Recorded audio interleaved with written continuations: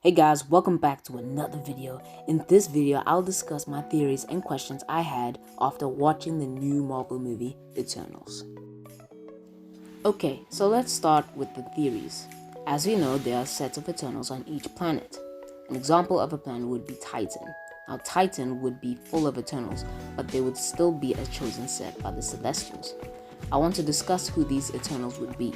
We start off obviously with Eros, also known as Star Fox. What we know is that Eros is a prime eternal who can communicate with the Celestials. In the comics, Zuros was a prime eternal. What I think is that Zuros was killed by Thanos on Titan. Thanos probably knew about the emergence. He wouldn't want the people of this planet to be extinct. But Zuros, like Icarus, was obedient to the Celestials and had not wanted to sacrifice the birth of the Celestials and sacrifice the rest of the universe expanding. Eros was then probably Prime Eternal next in line. Eros probably thought that Thanos was right even though he had killed Zuros. Other Eternals that could be part of the Titan set of Eternals would be Alaz and Suisan.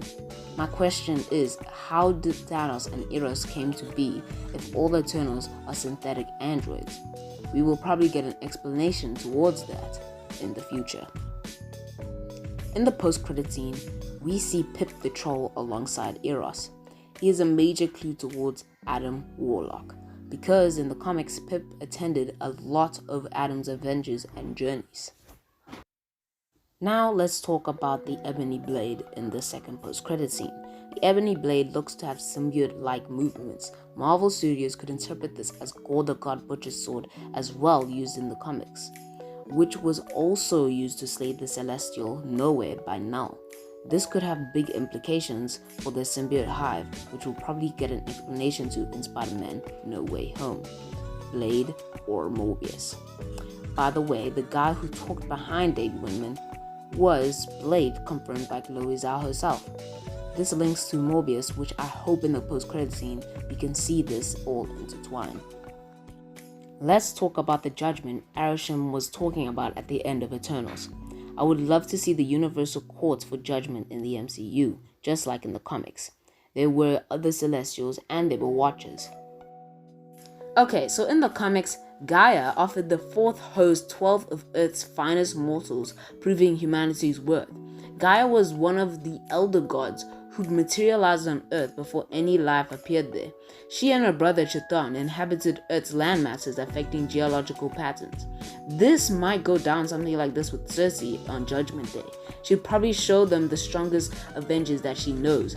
This could be Cersei's way to prevent Arishem from destroying Earth as we know it in the MCU.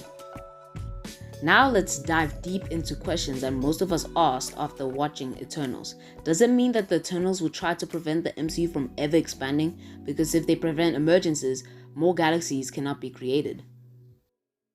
When did the Asgardians and Eternals meet? Kingo in the movie had mentioned that Thor had followed him in his footsteps and now he's an Avenger.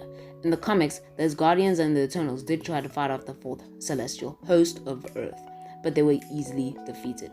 There could be some link between these ideas, but remember in the MCU, there had only been so far one host at the end of the movie, and if it was based off the emergences of planets, it wouldn't make sense because the Eternals' memories are reset every emergence.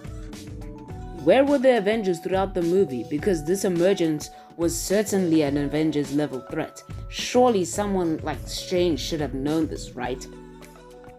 Personally, I loved every second of this movie. This movie has great potential with its possible setups.